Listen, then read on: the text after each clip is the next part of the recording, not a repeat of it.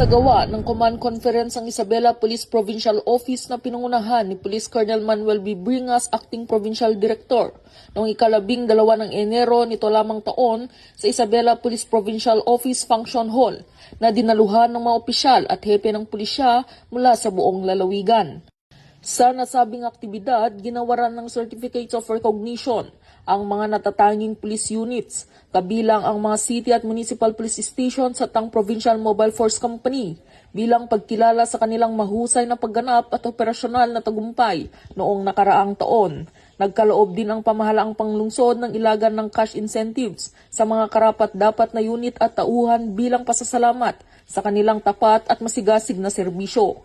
Kasabay nito, isinagawang turnover of command ng Dinapigi Police Station at ang ceremonial turnover ng mga computer set sa piling police units upang higit pang magpahusay ang kanilang kakayahan sa operasyon at serbisyong publiko.